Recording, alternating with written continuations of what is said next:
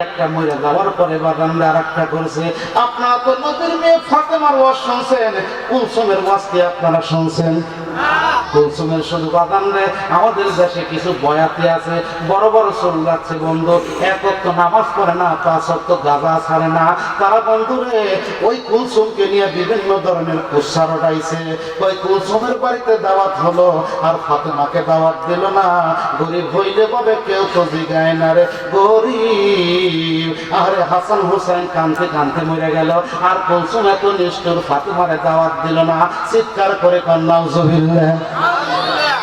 1 মিনিটে বাজান দেই, একটু কুলসুমের রসটা শোনাইয়া দেই। কুলসুমের রসটা শুনলেই বাজান দেই আপনারা বুঝতে পারবেন। নিজের স্বামী ওসমান বিন নুরাইনকে ডাকতে বললেন, স্বামী গো, আমার বোন ছোট্ট বোন, তার নাম হলো ফাতেমা। ফাতেমার বিয়ে ঠিক হয়েছে আলীর সাথে। আমার আব্বা 480 দিরহাম মোহর করছে। এই 80 দিরহাম 400 কোথায় পাবে? হযরত আলী বলতেছে আমার কাছে 1 দিরহাম নাই। আমার আব্বা বলতেছে আলী রে, মহরানা ছাড়া তো বিয়ে হইব না, এখন কি করা যাবে? এবার ওসমান বিন নুরাইন ডাক দিয়ে বলতেছে, কুলসুম তুমি চিন্তা করো না, আমি চান্সে আছি। সুবহানাল্লাহ, আমি চান্সে আছি। আল্লাহ নবী ডাক দিয়ে বলে, আলী 480 দিরহাম মহরানা দেওয়া লাগবে, কি আছে তোমার কাছে? বলে কিছু নাই। যুদ্ধ শেষ হয়ে গেছে? বলে যুদ্ধ এখনো শেষ হয় নাই, যুদ্ধ অহরহ লাগা আছে। আমার কাছে একটা মাথার হেলমেট আছে আর একটা তরোয়াল আছে। আল্লাহর নবী বললেন, তরোয়াল বিক্রি করা যাবে না, আর তরোয়ালটা রেখে দাও, মাথার হেলমেটটা তুমি বিক্রি করো। হেলমেটটা বিক্রি করার জন্য বাজার নিয়ে রওনা দিছে। পথের মধ্যে বাদাম রে, ইতিমধ্যে হযরত ওসমান বিন নুরাইনের সাথে দেখা। ওসমান বিন নুরাইন জিজ্ঞাসা করে, আলী ভাই তুমি এই হেলমেট নিয়ে কোথায় যাও? বলে আপনি জানেন না আমার বিয়ে ঠিক হয়েছে ফাতেমার সাথে? বলে তাই নাকি? বলে হ্যাঁ। 480 দিরহাম মহরানা করছে আল্লাহর নবী, 480 দিরহাম মোহর দেওয়া লাগবে, তাই আমি এই মাথার হেলমেটটা বিক্রি করার জন্য যাইতেছি। বলে হেলমেটটা তুমি আমারে দাও। হযরত ওসমান বিন নুরাইন পকেট থেকে 480 দিরহাম দিয়েছে। সুবহানাল্লাহ। 80 দিরহাম নিয়ে হযরত আলী রওনা দিয়েছে। ওসমান বিন নুরাইন ডাকতে বলে, আলী ভাই 480 দিরহাম দিলাম, এই 80 দিরহাম নিয়ে তুমি রওনা দিছো, অথচ তুমি তো একটাও জিজ্ঞেস করলাম না কয় দিরহাম দিলেন? তুমি তো টাকাটা গুনাও দেখলা না। হযরত আলী পকেট থেকে বাইর করে গুনতেছে, গুনতে গুনতে কয় ভাইজান 480 দিরহাম। ভাই এত টাকা আপনি আমার দিলেন কে? হেলমেটের দাম তো এত টাকা হবে না, আপনি কেন আমার এত টাকা দিলেন? ওসমান বিন নুরাইন ডাকতে বলে, আলী ভাই এই এত টাকা দেওয়ার কারণ হলো জান্নাতে আপনার সাথে আমি আর কুলসুম থাকতে চাই।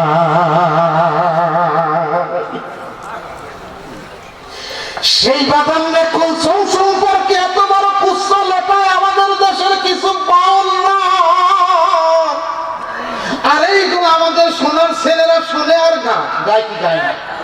আমাদের দেশেও বাদামে একটা শিল্পী ছিল, যিনি মারা গেছে, যার গানের ভিতরে শিরকের গন্ধ পাওয়া যায়, যার গানের ভিতরে বাদাম দে শিরকিয়াতের গন্ধ পাওয়া যায়।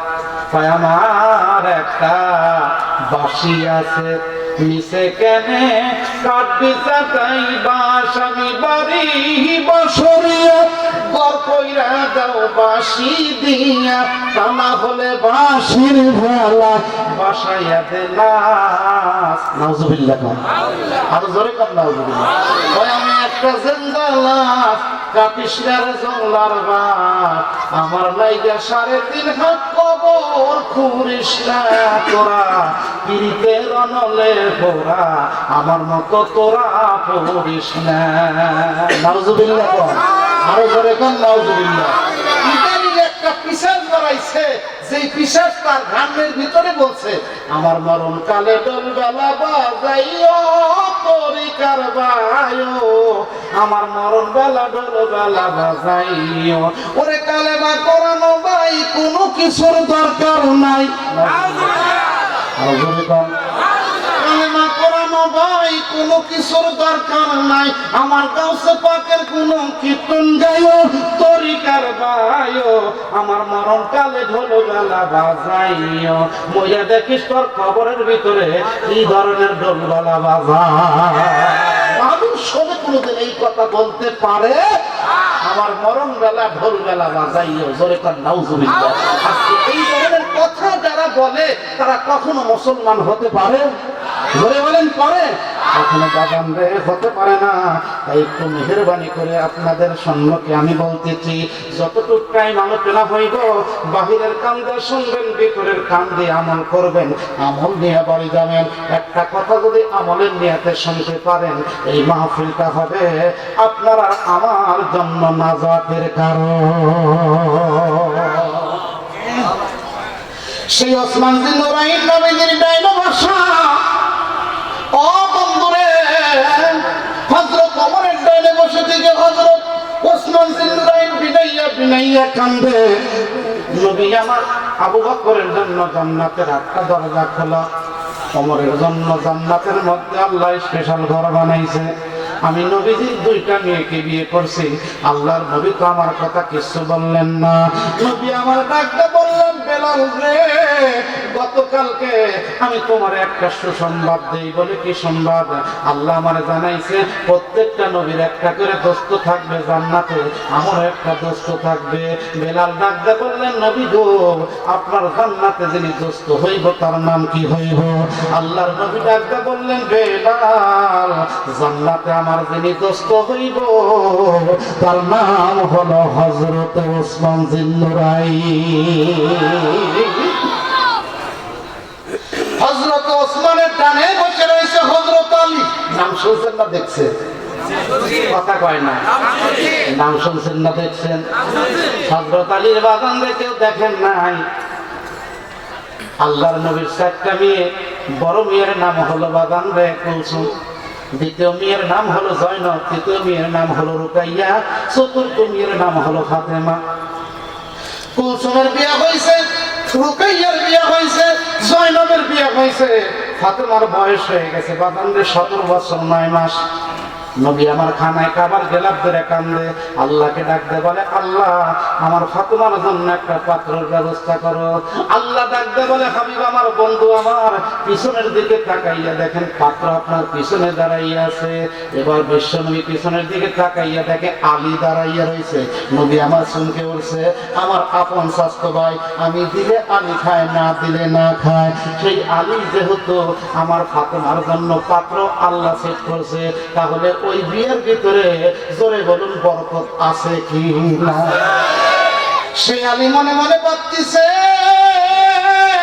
ওসমান বিন নুরাইনের ডাইনে বসে রয়েছে হযরত আলী সে আলী বিনাইয়া কান্দে আমি নবীর মেয়ে ফাতেমার বিয়ে করছি ফাতেমা হলো জান্নাতের সরদারিনী আল্লাহর নবী ডাকতে বললেন ফাতেমা তোমার আগে কাঠুরিয়ার বিবি জান্নাতে যাবে ফাতেমা শুনতে উঠে ডাকতে বললেন আব্বা আমি হইলাম নবীর মেয়ে ফাতেমা আল্লাহ আমার জান্নাতের সরদারিনী বানাইছে আবার আমার আগে কাঠুরিয়ার স্ত্রীকে জান্নাতে দেবে তাহলে আমার তো একটু দেখতে হবে বলে তাহলে দেরি করো না অমুক এলাকায় অমুক জায়গায় তুমি চলে যাও এবার ফাতেমা রওনা দিছে এবার গেটের কাছে যাইয়া টোকা মারছে বন্ধুরে একটু বাহির হও না ভিতর থেকে বলতেছে আপনাকে আমি আলীর বিবি হাসান হুসাইনের মা আমি নবীজির মেয়ে ফাতেমা বলে আপনি কি জন্য আসছেন বলে আমি আসছি আপনি জান্নাতে আমার আগে যাবেন তাই আপনার চেহারাটা আমি একটু দেখার জন্য আসছি বলে বন্ধুরে মাফ চাই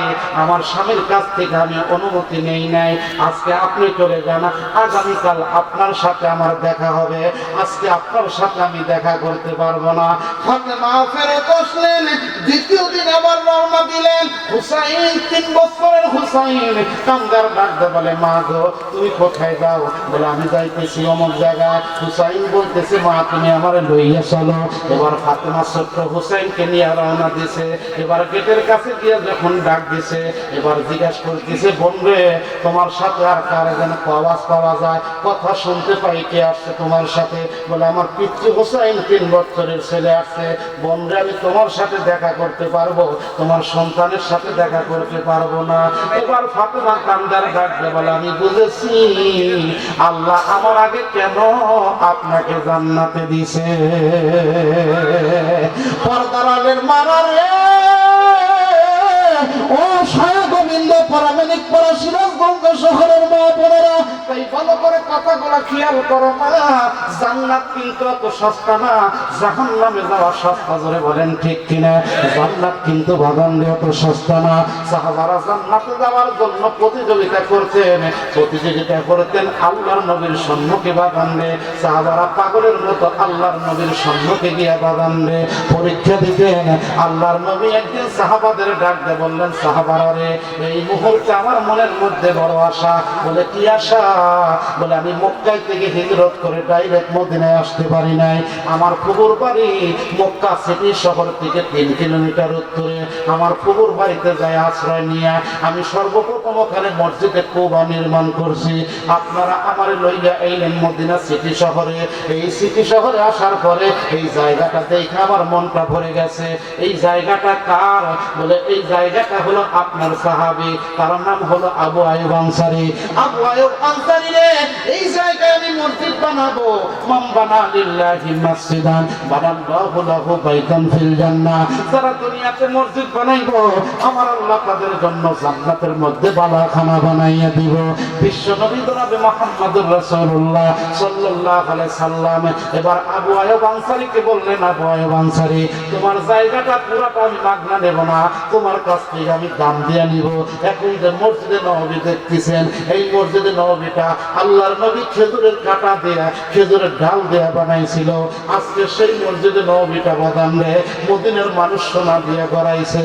ও বন্ধু, সেই মসজিদে নববীর পাশেই আসখানে সুপার মাদ্রাসা, আমি সেই দিকে যাব না বাদাম রে। সাহাবারা পাগল হয়ে গেলেন, কে তোমরা কি দিবা? আমি মসজিদ বানাবো। দৌড়াইয়া যাইয়া হযরত ওমর সংসার 2টা ভাগ করলেন, ওসমান যাইয়া সংসার 3টা ভাগ করলেন। আবু বকর মসজিদের দিকে এত টাকা, মসজিদের দিকে আবু বকর টাকা নাই। বিবিরে ডাকতে বললেন, বিবি গো, আল্লাহর নবী রুমাল বিছাইছে, সেই রুমালের মধ্যে বিবি আমি কি দেব? এবার আবু বকর বিবি ডাকতে বললেন, স্বামী গো, এই যে আমার পরনে যে একটা আমার পরনে যে কাপড় দেখতেছেন, এই কাপড়টা বিক্রি করেন। মসজিদ নবী কিনবে, মসজিদ বানাইবে, আল্লাহর নবী জায়গা কিনবে, মসজিদ বানাইবে, আর আমি বসে থাকবো, আমি শরীর থাকতে পারবো না। এটা তো হতে পারে না। দুনিয়ার জিন্দেগি ক্ষণিকের জন্য, আজকে যা কিছু করবো এটাই আমি কবরের ভিতরে পাবো। অতএব আমার এই কাপড়টা বিক্রি করিয়া আপনি এই কাপড়ের যা হাদিয়া আছে আল্লাহর নবীর রুমালের ভিতরে দিয়ে দেন। ওসমান যাইয়া বাদাম সংসার 3 ভাগ করে 2 ভাগ নিয়ে আইছে, 1 ভাগ বাড়িতে রাখছে। ওমর সংসার 2 ভাগ করে 1 ভাগ রাখছে, 1 ভাগ নিয়ে আইছে। আবু বকর বাদাম রে একটা পটলা নবীজির সম্মুখে রাখছে। আল্লাহর নবী ডাকতে বললেন, ওমর আপনি কি নিয়ে আইছেন? ওমর ডাকতে বললেন, নবী গো, আমার বাড়িতে যা ছিল সব আমি নিয়ে আইছি। বলে তাই নাকি? বলে হ। বলে কি রেখে আসছেন বাড়িতে? বলে 1 ভাগ রেখে আসছি আর 2 ভাগ নিয়ে আইছি। ওসমান আপনি কি নিয়ে আইছেন? 1 ভাগ রেখে আসছি আর 1 ভাগ নিয়ে আইছি। আবু বকর আপনি কি নিয়ে আইছেন? আবু বকর ডাকতে বলে, নবী গো, আমার বাড়িতে যা ছিল সব আমি নিয়ে আইছি, আমি বাড়িতে রেখে আসছি আল্লাহর নবীজি। আপনার পরনে কেন সালার শট দেখতেছি? জিবরাইল ডাকতে বললেন, নবী গো, আপনি আবু বকরের দিকে তাকাইছেন, আবু বকর সালার শট পাইরাইছে, আপনি আকাশের দিকে তাকান না। আল্লাহর নবী যখন আকাশের দিকে তাকাইছে, এমন টাইমে দেখতে পারলেন বাদান রে, হাজার হাজার ফেরেশতা সালার শট আর খেজুরের কাঁটা দিয়া জামা বানাইছে। নবী আমার ডাক দিয়ে বললেন, জিবরাইল ভাই কারণ কি? বলে আপনি যারে ভালোবাসেন আমার আল্লাহ তারে ভালোবাসে। সুবহানাল্লাহ। আবু বকর সালার শট পইরাইছে। আল্লাহ ডাক দিয়ে বলে, ফেরেশতারা রে, আমার বন্ধুর বন্ধু সালার শট পইরা আমার বন্ধুর সম্মুখে হাজির, আর তোরা পোশাক পরে যাবে, এটা তো হতে পারে না। সেই আবু বকর বাদান রে যা ছিল সব নিয়ে আইছে। তাই ওই আবু বকরের সাথে কোন ব্যক্তি আল্লাহর জান্নাতে থাকবে? আমি বাগান বস শেষ করার আগে 10টা মিনিট টাইম আমি অপচয় করবো বন্ধু। আমি 10টা মিনিট আপনাদের কাছ থেকে বাগান চাইয়া নিলাম। এই 10টা মিনিটের ভিতরে আবু বকরের সাথে কোন ব্যক্তি আল্লাহর জান্নাতে থাকতে চান? সেই আবু বকরের সাথে কে জান্নাতে থাকবে? একটু হাত তুলে বাগান রে দেখাইবেন। আল্লাহর ঘর মসজিদের জন্য বাগান রে আমি দেখতে চাই, হাত নামান বাগান রে। আমি এখন দেখতে চাই কার কার মা আর বাবা নাই, তারাই শুধু হাত তুলবেন বন্ধু। যাদের বাপ মা বাইসা আছে তারা হাত তুলবেন না। আহারে কত মানুষের মা আর বাবা নাই, হাত নামান। চোখে দেখা কবর আযাবে মাওলানা তারিক জামিল সাহেব লেখে, যে এলাকার মধ্যে কোরআন হাদিসের আলোচনা হয় ওই এলাকার ভিতরে বাদান রে মা বাবার রুহগুলা দায়া মাহফিলের চতুর্পাশে ইতিমের মতো দাঁড়ায় থাকে। দেখি আমার ছেলে সন্তান আনার জন্য কিছু করে কিনা। তাই বাবা সয়া গোবিন্দ পরামানিক পারা জামে মসজিদের উন্নতি কল্পে 2 দিন ব্যাপী বাদান রে আজকে আখেরি মোনাজাতের দিন বন্ধু। 10টা মিনিট টাইম আমি আপনাদের কাছ থেকে ছায়া নিলাম। এই 10টা মিনিটের মধ্যে আমার হাতের মধ্যে আবু বকরের সাথে কোন ব্যক্তি জান্নাতে যাইবেন? আমার হাতের মধ্যে বাদান রে 50,000 টাকা দিবেন। আমি অন্তর খুলে দোয়া করব আল্লাহ যেন আপনার আবু বকরের সাথে